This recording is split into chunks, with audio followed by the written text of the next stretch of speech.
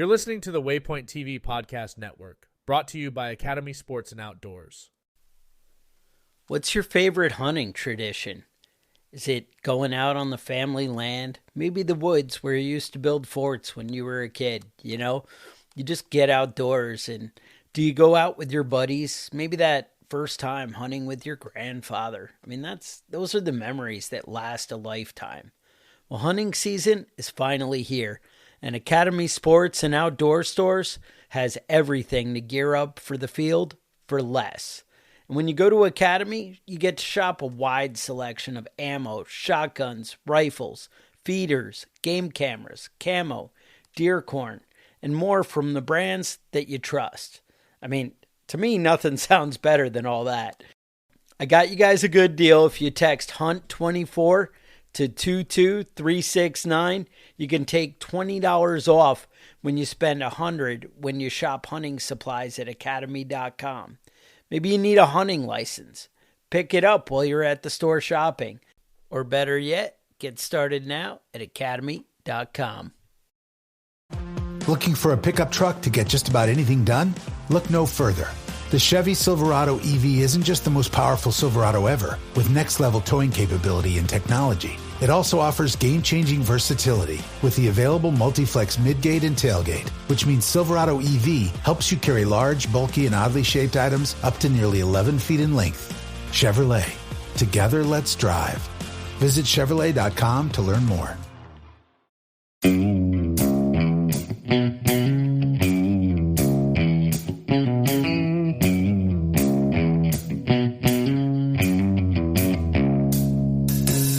All right, welcome back to the Survival and Basic Badass Podcast, Kevin and Chuck. Today, well, we're going to talk about Trump's cabinet picks. A lot of that information's coming out. A lot of people, we don't typically, it's always people I've never heard of. When a president comes into office and Right. They're kind of from nowhere. And I think we kind of got that with Trump's first, initial offering. Right. I know he had he gave a big speech. I don't know if it was on Joe Rogan or somewhere that I caught it, but he was talking about, he really didn't expect to win.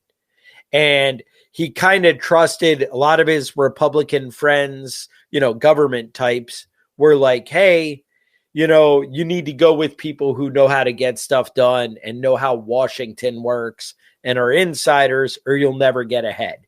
This was how he explained it. Right. And so we kind of went along with whoever told him.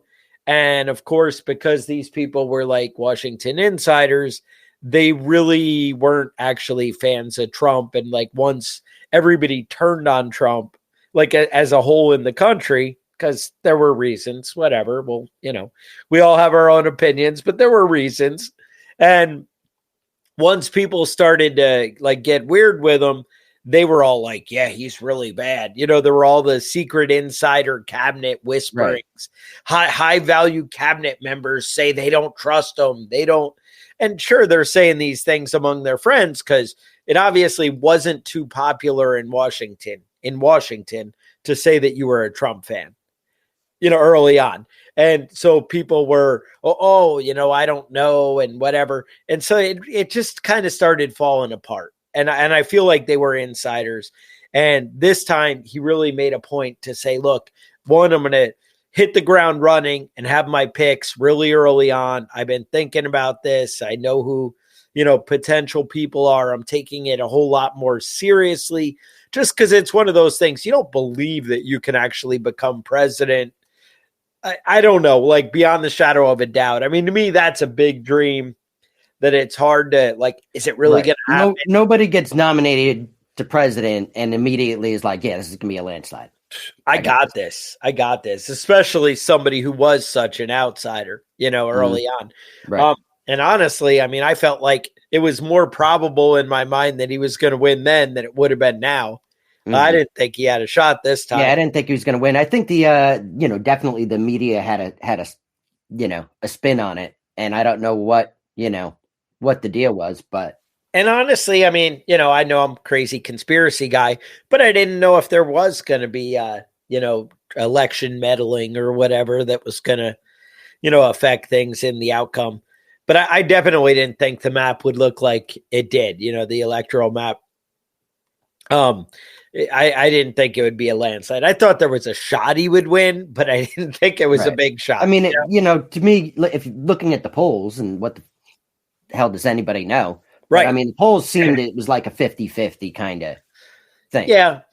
Yeah. And I thought with that and a little election meddling, it'd kind of go the other way. Mm-hmm. That was how I thought.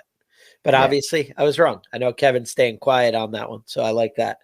No, I mean, because he wants to be like, well, it's because you're an idiot. Nobody meddles with elections. They're all perfect.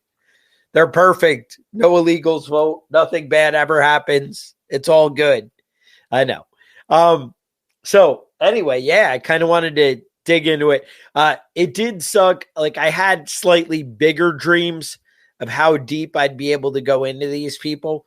Right. Because I was like, we can really take this on and search out people. Every article I read was like the most ridiculous fluff story of either hate or positive stuff without any real meat. Yeah, there's a lot of articles I read on every one of these that were hated him or loved him. Nobody was like, this is what this dude's deal is. Yeah, and nobody laid out, hey, these are their accomplishments, and as far as this job, this is what they're saying they're going to do. Mm-hmm. It was hard to come by that information. So Kevin and I, we both come at things from a different perspective. So hopefully we give you something a little balanced. And the cool part is we both see totally different media in our lives, me and Kevin. So the stories that I missed or whatever, Kevin hopefully caught them on his end, and, vice versa. Hopefully I have the things from the other side. I'll be Paul Harvey and have the rest of the story. All right. I'll be Steve Harvey. Kevin can be Steve Harvey and make it fun and entertaining. All right. So, what do you got? Usually the most powerful cabinet member is the Secretary of State. I think that's accurate. Because, that's Hillary Clinton, right? So, yep. Hillary Clinton was one. Right. Anthony Blinken is the current one. And the nominee is Marco Rubio, right? For Secretary of State. Not Kissinger. Yeah. He's from Florida. He's a senator from Florida. Been a senator since 2011. So he's got, 13 years. That's 3 elections. That at times he's been elected down there. He seems like a competent person.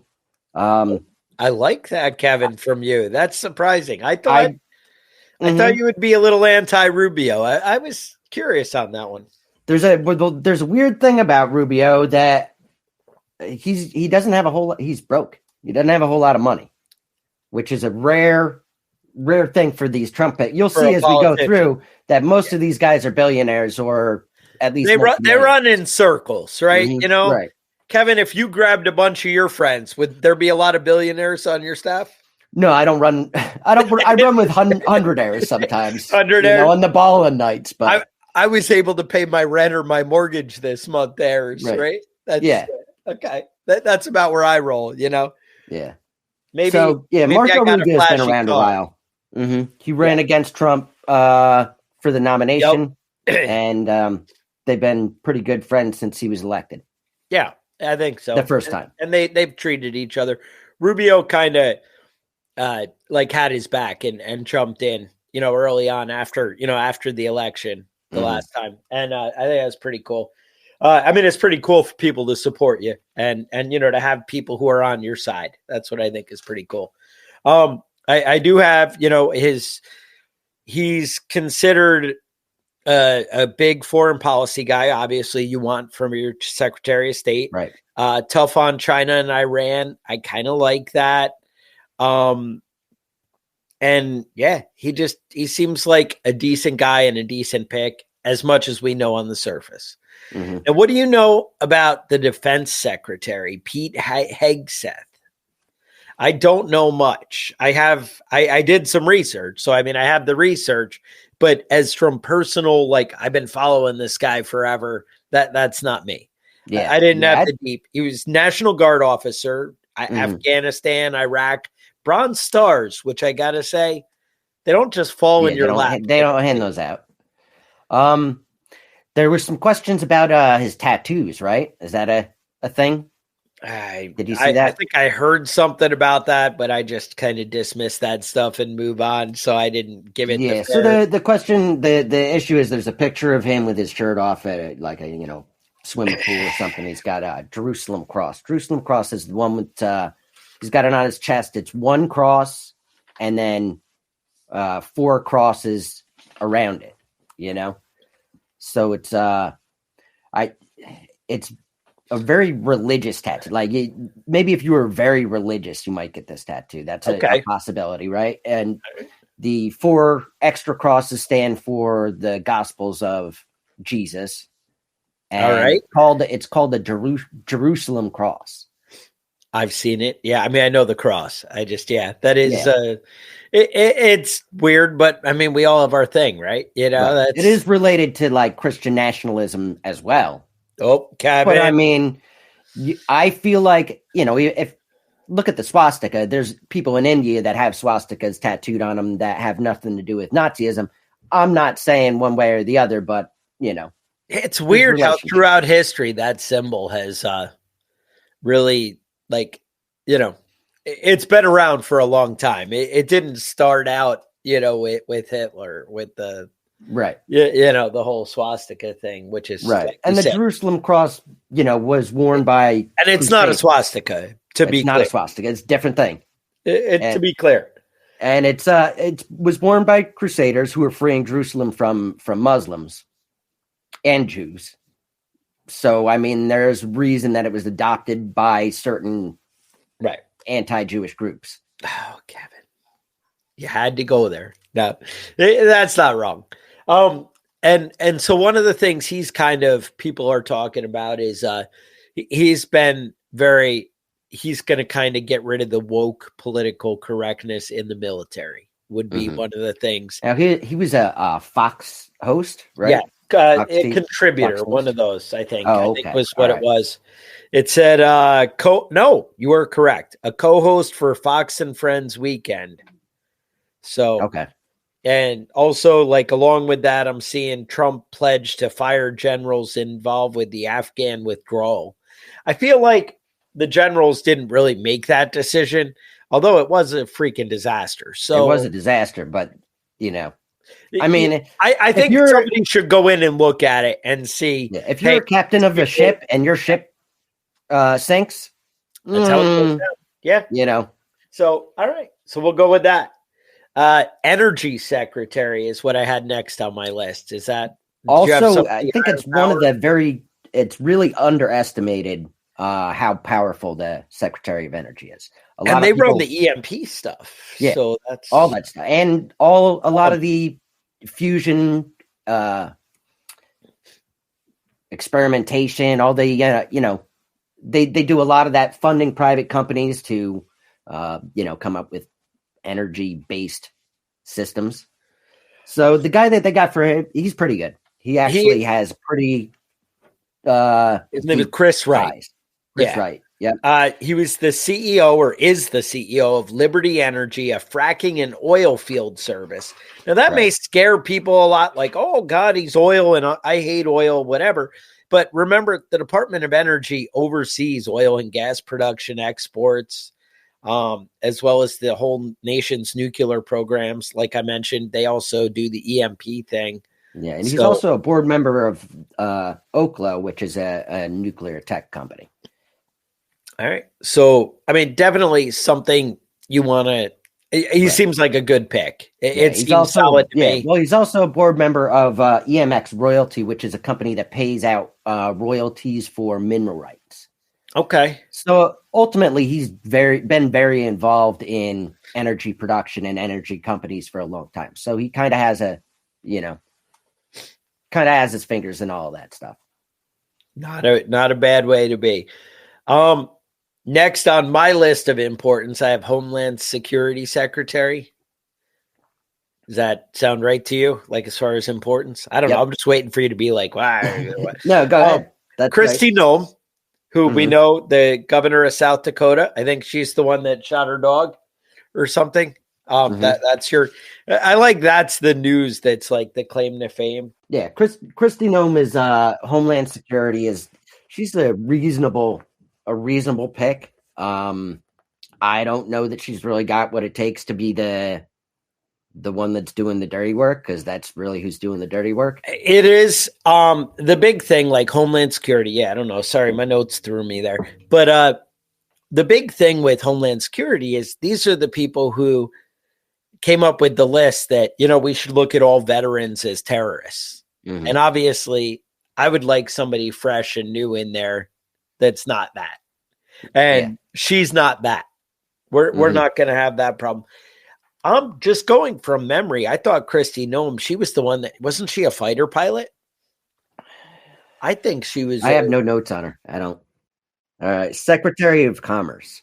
That's Howard Lutnick. We were kind of talking about him before the show. He's a CEO of Cantor Fitzgerald and BGC Group. He's basically going to be the one that's running our tariff and trade agendas. So when it comes to tariffs, that's kind of a big thing everyone's been talking about. There's going to be a shift in our economy that's we're going to have to adjust to and prepare for. In the past, he has completely shown support for all Trump's tariff stuff. I mean, expect what you've been hearing from Trump. About this guy's on board. Yeah. As a personal note, and again, I mean, that's kind of why we wanted to do this episode, was kind of our take on these guys and, what to expect and things that concern us, don't concern us about these people. Personal thoughts. I listen to a lot about investors and hedge fund types, and they basically I think the tariffs are a positive in general for the country. I so wish after we went through the pain of the first Trump presidency, I wish that Biden had followed through. I felt like it was political spite that he just kind of undid everything after we already went through the hard part, in my mind, where if we had held out a little bit, things would have been better. Now, flip side of that, I think that blanket tariffs are kind of a mistake. I would just have tariffs on things that we don't want Americans to do, or the other way, that we do want Americans to do, right? Things that, to bring those jobs back and make it easier for American companies to thrive and then hold out. Like, as a general policy, obviously, being a libertarian, I don't think that there should be tariffs on anything. But to be honest, we're playing in the real world. And by that, I mean other countries are doing it. And you have hypothetically, tariffs will reduce inflation, according to economists. I don't understand that, but that's one of the things that the nerds say. Yeah, the nerd stuff. So, I mean, that's something with that. All right, next I have education secretary. Yeah, this is an interesting one. This is a weird pick for Trump. I know he's got a connection with his old days with his WWE wrestling buddies. So Linda McMahon, and you know the name from Vince McMahon. You may have just seen the Netflix series. Obviously, we know Vince McMahon for being the jacked WWE owner, producer, just about everything. Right. So co-founder with Linda McMahon. Linda McMahon was a wrestler. Was she? No. Yeah, back in the day, she was doing the hair pulling and the eye gouging and stuff. Okay. She was one of the female wrestlers. She was the CEO of WWE. She co-founded it with Vince. She was the CEO in the late 80s, definitely, and early 90s, and that was a time period. There was a dude named Melvin Phillips Jr. who he was an announcer, and he hired these guys that were called wrestling boys that he would hire, and they would help him like set down and set up the stage and take everything down and do the stuff after events. And they got to meet wrestlers. And they got to like go to the shows and stuff, but they also got molested by this dude. Sure. Who hasn't seen that play out? So these kids that were molested 30 years ago are suing WWE for like knowing that this dude was molesting kids and like getting reports that he was molesting kids, but they didn't do anything about it. So Linda McMahon says she did not molest any children. Okay, good to know. And she also did not know that this dude was molesting all those kids. So I mean, that's it. There hasn't been a trial yet. There's no just allegations. But Kevin, as a fan of WWE growing up my whole life, WWF all the way through, I feel like I don't want that to be true. How about that? That can be my takeaway on that. You know, anytime I hear stories about kids getting molested, I'm like, you know, I hope somebody does something about it, but that's not really something I'm interested in knowing more about. You know, it just makes me I don't want to dig into that story. That's just ugly. Yeah. No, yeah. No, she ran. Did she win for Senate or Congress when she ran? Ran for Senate, but she never. Because I remember seeing the elections. I know she lost one time. I didn't know if she came back the next year. Yeah, was she running against Bernie Sanders way back? I don't know where she was from. I'm not sure. I want to say they're like Vermont or somewhere in that area. Mm-hmm. But anyway, so McMahons are definitely smart business people, though. I'll give it that. And the stuff I heard from her, she was pretty cool. And, her policy ideas back when she was running for Senate. And we're talking at least 4 4-year election cycles ago. So 16 years ago, somewhere around there. I think it was 2012, maybe. Yeah, it was a long time ago that was happening. What do you have? I'm fine with her as long as she doesn't have any interactions with children as Secretary of Education, which might be difficult. Fair enough. That's the thing. Like one of the things too that comes to mind with me is the thing is like everyone's like, oh, there's this part of their past. And guess what? There's nobody that we're going to all agree on, 100% with their story. And there's very few that as an individual, I can agree and say 100% of that person's character is awesome, right. And I agree with everything they do. People are like, oh, you like Trump? Well, that means you like whatever stupid thing he may have done along the way. Or you could even go the other way. Oh, you like Obama, but you agree with every stupid thing he ever did or whatever? Well, no, but I like the things that I got out of it or whatever, I mean, obviously Obama wasn't the pick for me, but you see where I'm going with that. But one of the things is you have to think of the job they're being picked for and how do they feel and represent that. And I think that's what matters so much is if this person is going to be the Secretary of the State, how do I feel about their opinions and interactions with the worldview and how they interact with people, how they deal under pressure, that kind of stuff. These are the things that matter to me. If I have a guy in charge of the Department of Health and Human Services, I want to know how he feels about health and human services, not how he feels about foreign policy. It doesn't matter to me because that's not what I'm hiring him to do. You know what I'm saying? Right. And I think just take that into account. And that's where we need to focus with all people. And I'm not saying dismiss other stuff. I'm just saying there's different ways that we weigh those parts of them. Obviously, your character does matter. How you make decisions under pressure matters. Those things make a big difference. But as far as their worldview, I want to focus on what they're in charge of when they're being picked and why they're being hired. To me, that matters. Right. But right. That's I don't know. To me, if you have child molestation allegations, maybe, there's probably a bunch of people that don't have allegations. Is there, Kevin, in Washington? There's a lot of people that don't. Washington. Well, that's true. What did Marjorie Taylor Greene say last week?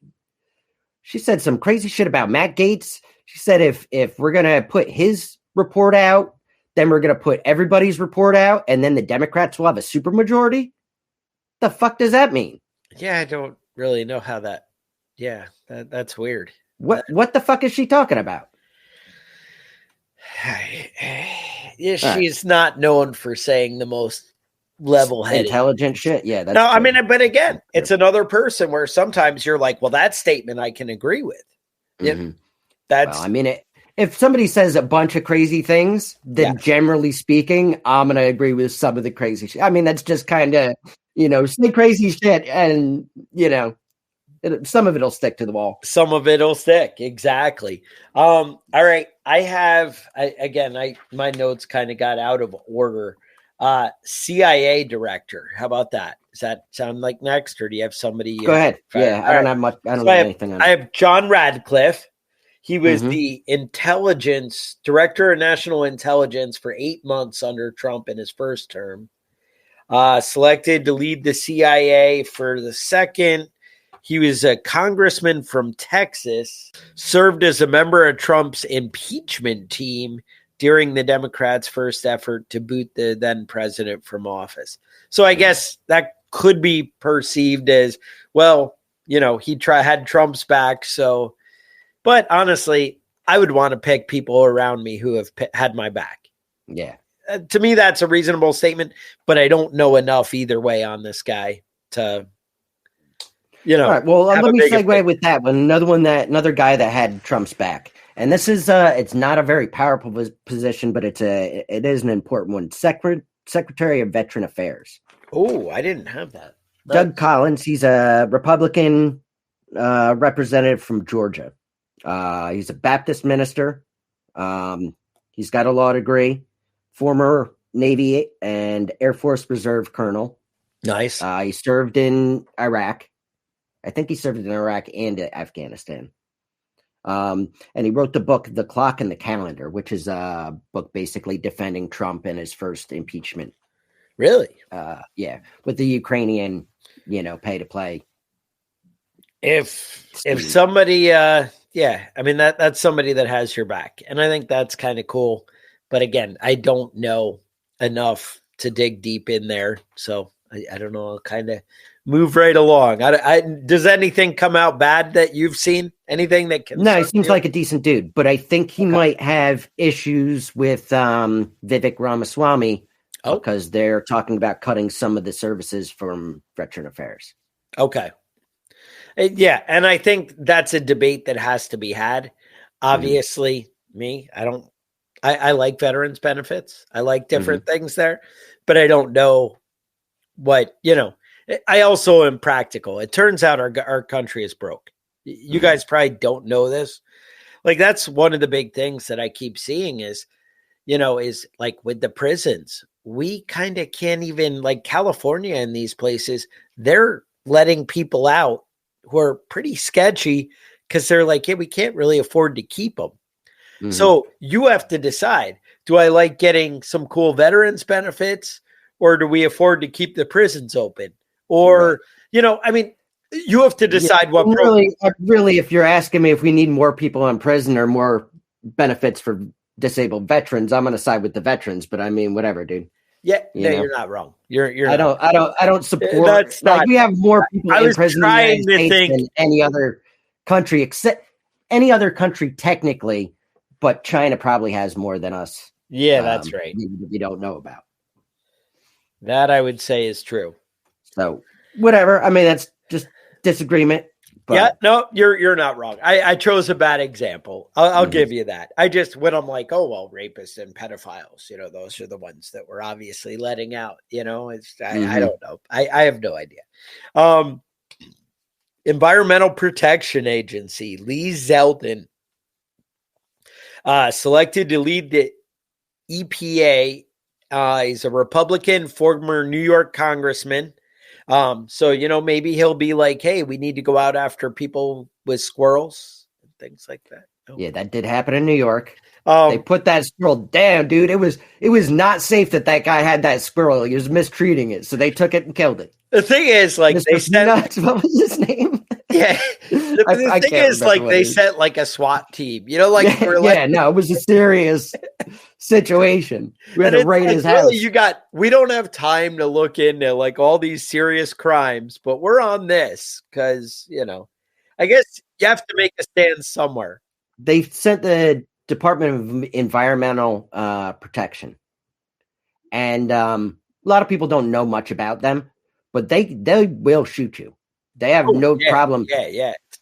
Department of Energy, too. You know, these guys. When 9/11 happened, the amount of firearms and military weapons that the Department of the DEP got, huge, like crazy stuff. Yeah, no, it's a crazy world. Now, to be clear, even though that story was a little confusing, Lee Zeldin had nothing to do with the EPA in New York. Nothing, absolutely nothing. It was a happy segue for me. So, yeah, so he that out there. If you're concerned about that we're not doing enough to protect the environment, then he's not a great pick. If you think regulations are hindering business, then he is a good pick. And it turns out, for me, that's what I want. As, again, I mentioned my kind of libertarian views, that it turns out less government in any area, I choose yes. Yeah. All right, so let's talk about border czar. Yeah, well, one last touch on the veteran thing before I got too far off. Somebody also pointed it out, but the whole thing is there's a million things to cut before we get to veteran benefits. But if we're like, well, we're just cutting everything across the board, I like it. But that's the thing. I want a guy who's going to fight for the veterans as much as we can. And then I want a guy who's going to fight for cutting extra spending as much as he can. And I want it to all mesh out and find the right places where money's being wasted. That's the bottom line. That's what I'm after. Let's stop government waste. And then I think we could be on board with that. All right. We're going to get on into that in a few minutes, but I got a couple more cabinet picks I want to talk about. Border czar Tom Homan, right? He sounds like really tough on it. He is the director of immigration and customs enforcement. So he's not, he is involved in that business. Okay. He was the one that was pushing to separate kids from their parents at the border. Put them in cages as like as the way to like deter people coming with their kids to the country.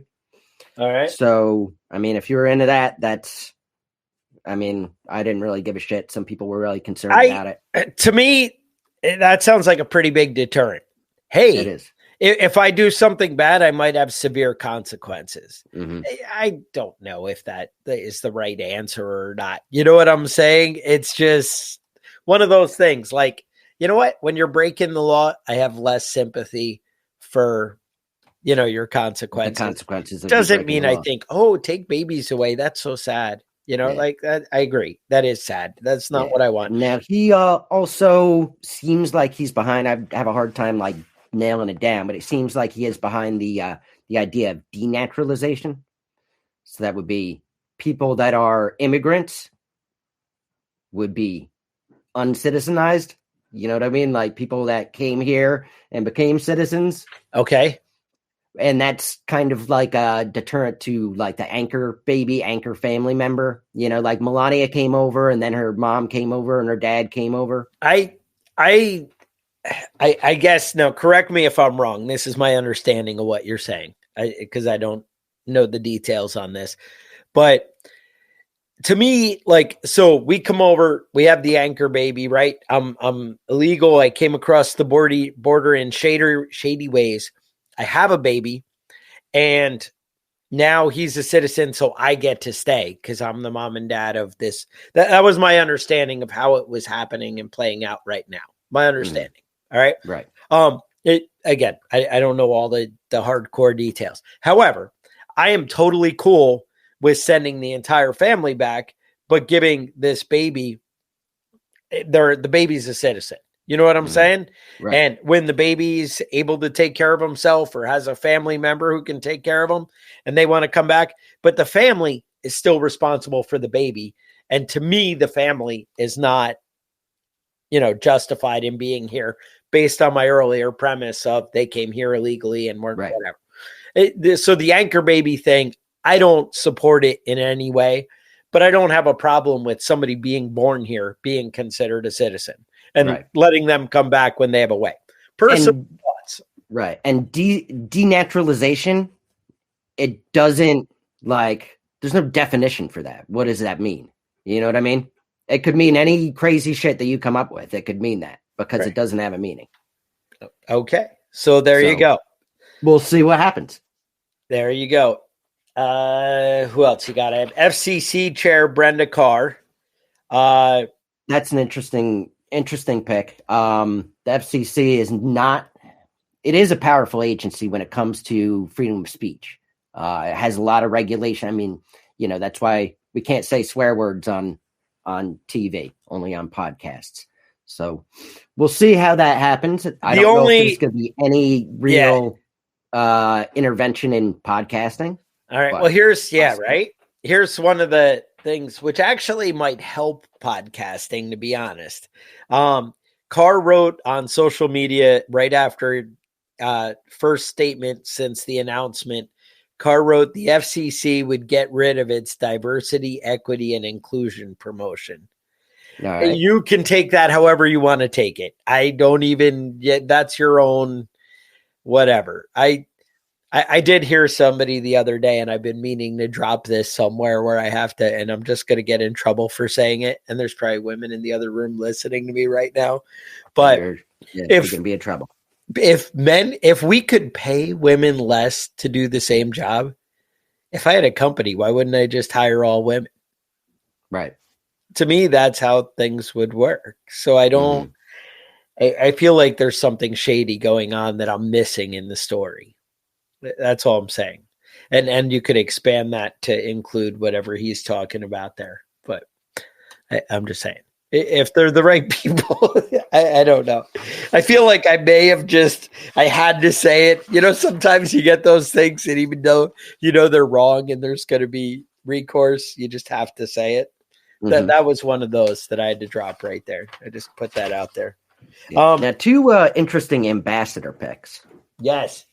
Israel for one, maybe. Israel. And that's who is that? Huckabee? Huckabee. Yep. Right. He's been a real pro-Israel guy for a long time. Yes. It's a big positive push for Israel for him to be picked, and also the UN ambassador, Elise Stefanik. She's a Republican from New York, congresswoman, and she's also very pro-Israel. All right. I like that. And I like pro-Israel personally, my own opinions. Director of National Intelligence. Did we hit that? Tulsi Gabbard? Yeah.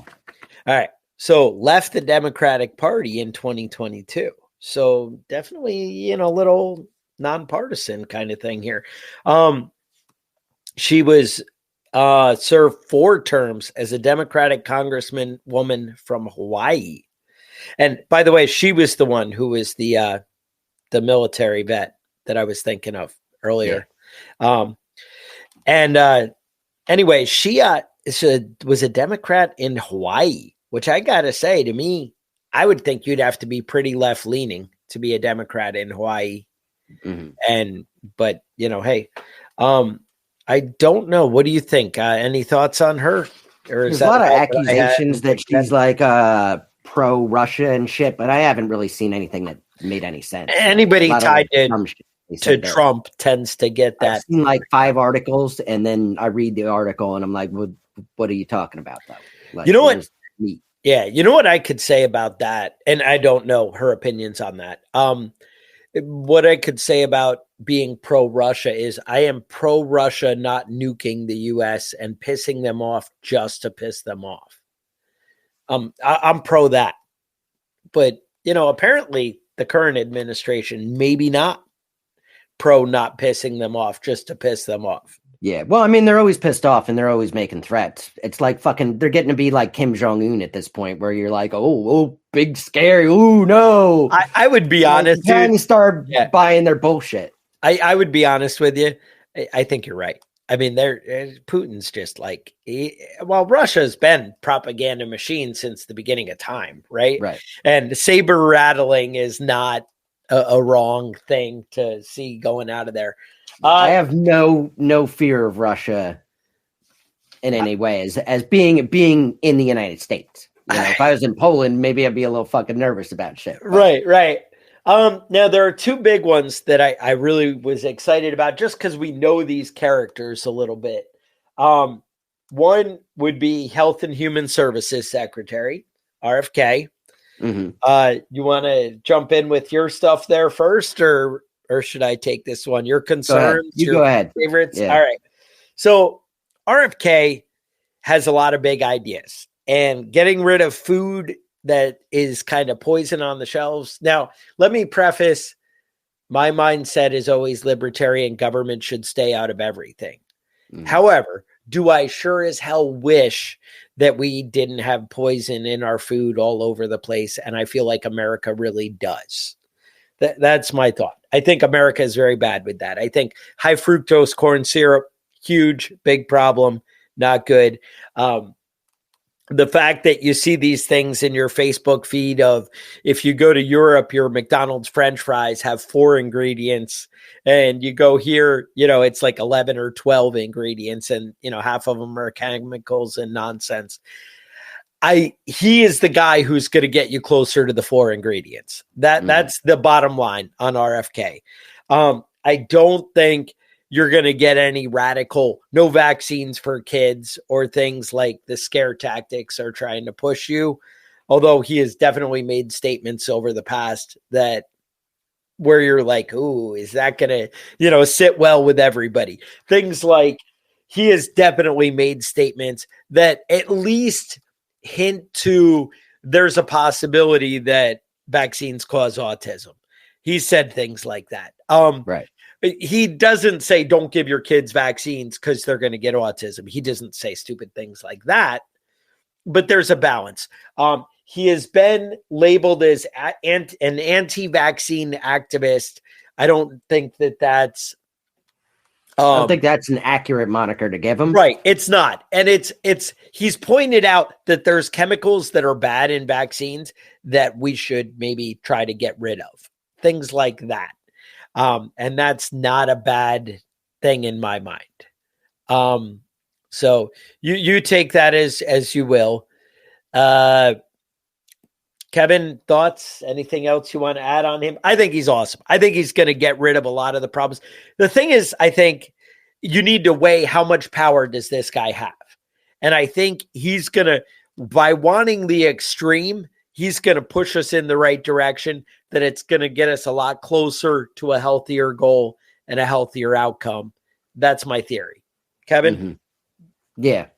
I mean, he's definitely been tied to a lot of conspiracy theories that may or may not be true in the past, in the present. I don't know. There's a lot of talk about, he did a lot of talk about Florida's fluoridation, which is adding fluoride to your drinking water. I personally am not excited about fluoride in my drinking water, but I don't have fluoride in my drinking water. I can tell you that. Okay. Not by choice. Not by choice. That's just what they do here. They actually started fluoridization here in this area in the 1970s, and they got all these complaints. They had a set date when they were going to start, and they got all these complaints. Dyes weren't mixing properly for shirts, and bread wasn't rising properly, and dough wasn't, all sorts of complaints. But then there had been a problem with the shipping of the fluoride, and so nobody had added fluoride to the water. It was just people being crazy and, believing shit was fucking weird. There's been a lot of misinformation about fluoride.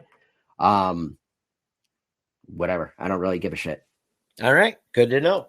A little previous note. It was Tulsi Gabbard who killed her hunting dog, that it was revealed in a book. And not Tulsi Gabbard. Right. And she was the one. So she was a Democrat then. So, I don't think it was Tulsi Gabbard. Well, that's what I have in my notes here that I got from the Slow burn. Who killed their shooting dog? Google that. I think it was.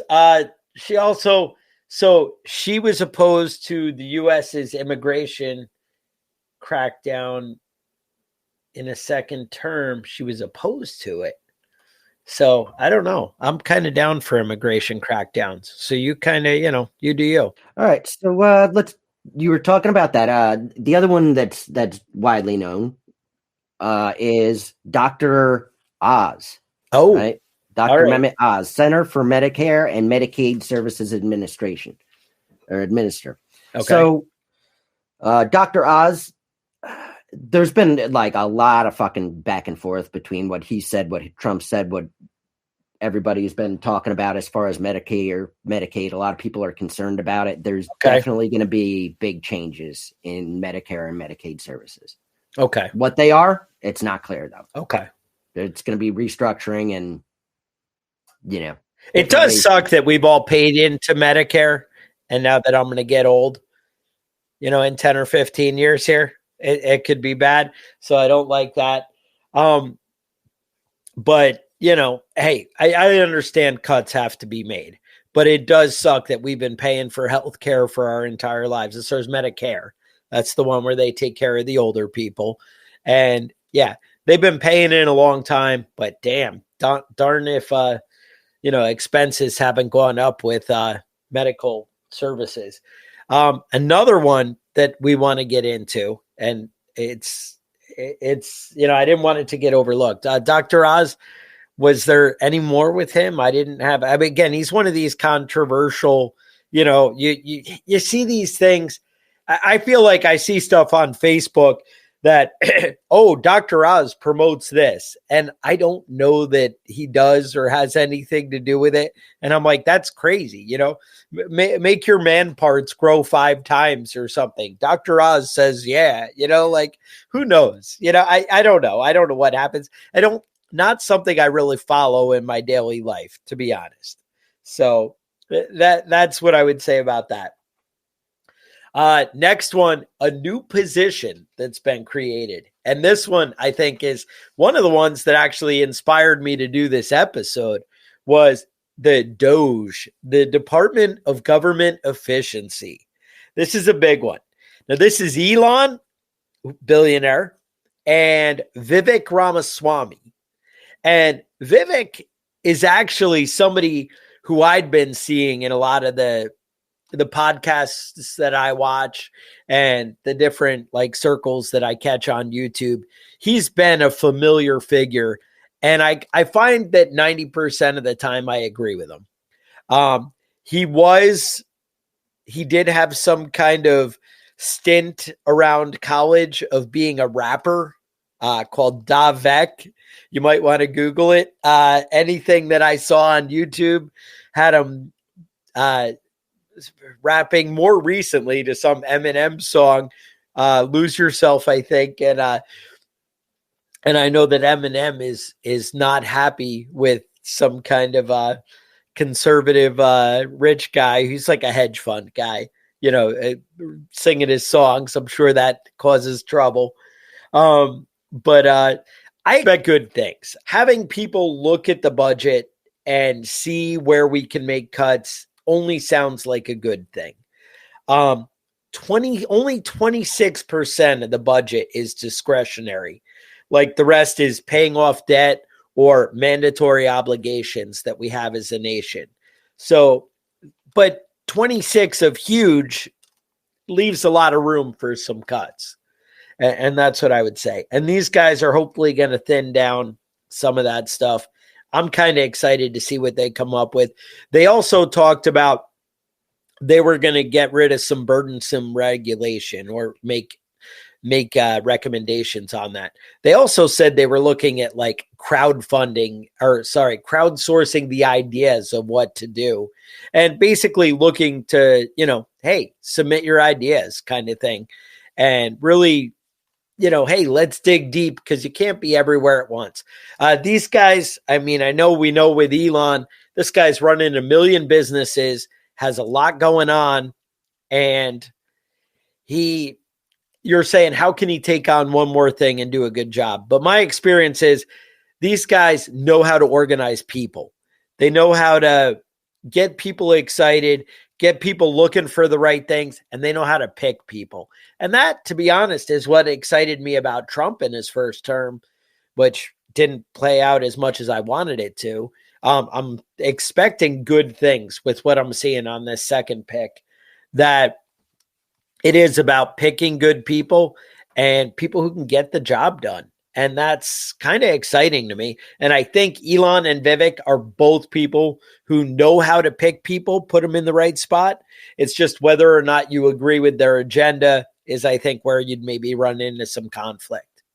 All right. Just to back up real quick, it was Christy Nome that Who shot her. had the dog? Yeah, it was her. I knew I was right. See, you should listen to me. Mm-hmm. So Vivek Ramaswamy, the only issues I have is he had two statements talking about cutting down Medicaid and Medicare, and about cutting down veterans benefits. Okay. So we'll see if that's the case, but he did talk about doing that. So we'll see what other things, what ends up happening. Being open to cut things, I'm not bad. I don't want to see cutting down veterans benefits. I agree with you 100%. Because there's a million other things that we're doing with money that have no business with the government. I mean, I think it's important when people talk about cutting Social Security and Medicare and Medicaid. It's important to understand that the people that are getting those cuts are people that paid into it, just like you paid into it, just 100%. Like I paid into it. And you will never get as much money as you paid in, inflation adjusted, back. Mm-hmm. Right. And that's kind of messed up. Yeah. And the bottom line is it's your money to be spent on you. And if they cut the services, then that's your money. And it was taken under the premise that this is going to be set aside for you and we are going to take care of you. Yeah. And it's maybe not the case in reality. 100%. Yeah. And I couldn't agree more. But what are you going to do? It's an ugly world here. But yeah. Recently, now we're recording this, before it's released. They just let out Scott Bassett as the Treasury Department. Okay. It looks like they're going to go. I mean, he seems like a decent guy that understands money and finance, but not really sure anything else about him. Right. I have Interior Secretary Doug Burgum, ties to oil and gas. Okay. I don't know much about him. And again, the Interior Secretary, that's, a job where that's going to matter. You want somebody who's going to be pro. I mean, again, if you're pro, you want somebody to agree with you when it comes to oil and gas. So let's, you got anyone else? I wanted to get into some tariff stuff a little bit. We got to be quick because my computer says I have 7% or 6% left. We're at 6%. Right. So it may just all go away. So just knock it out. Yeah, electronics. Smartphones, probably increase of 26%. Laptops and tablets will go up about 46%. Video game consoles, about 90% of video game consoles are imported. Okay. So those are all things that might affect us. 80% of clothing in the United States is imported. So it's jeans, t-shirts, sweatshirts, probably 20% increase on cost of clothing. Start thrift store shopping. Buy your Christmas toys because toys are going to go up. 90% of toys in the United States are imported. It's going to be an increase of about 55% on toys. It's the craziest thing. Malls are dying. And I went to our local mall to find something the other day. The wife took me shopping. We wanted to get some early Christmas gifts. And there were 0 toy stores in the mall. But I counted. There were like 22 jewelry stores in my mall. Oh, shit. And I'm like, that's weird. You have no money or nobody's buying things for their kids, but the new bling, I'm just saying. It's just everybody's trying to get laid, dude.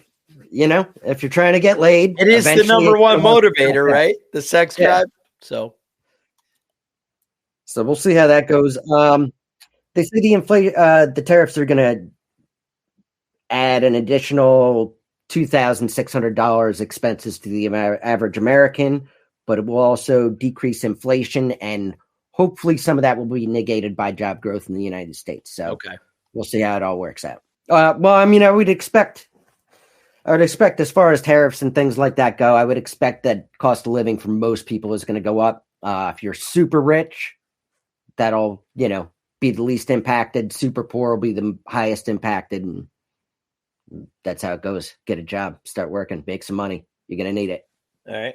National Security Advisor Mike Waltz. I didn't know much about him. Just wanted to drop these other names that I had. border. Yeah, I think we got all of them. White House Chief of Staff Susie Wiles ran the Trump campaign. Don't know too much. The VP said Doug Collins. We had that. Oh, Attorney General Pam Bondi. She was the first woman Attorney General in Florida, and I don't know. We'll see. Everything I read, there was just like nonsense stories of like, oh, she adopted a dog after Katrina and then got in a dispute over the handling of the dog, with not her handling of the dog, but giving it back and whether the previous owner was neglecting it. But I don't know. There were no facts to the story. And I was like, well, that's not helpful. And I hate to be the guy. I just am trying to express my point. We really tried to do some good research for you guys on this stuff. And it's hard to find information out there that's actually based in facts and evidence. Right. So just putting that out there. You can find positive or shitty news articles wherever you want to be. One of these people. And I do have to say, I appreciate Kevin being pro whatever. He didn't, hey, Kevin sometimes goes off on a tirade, and some of you more right-wing people might cry after an episode with Kevin. I think he spared us some tears today, so we can all appreciate it.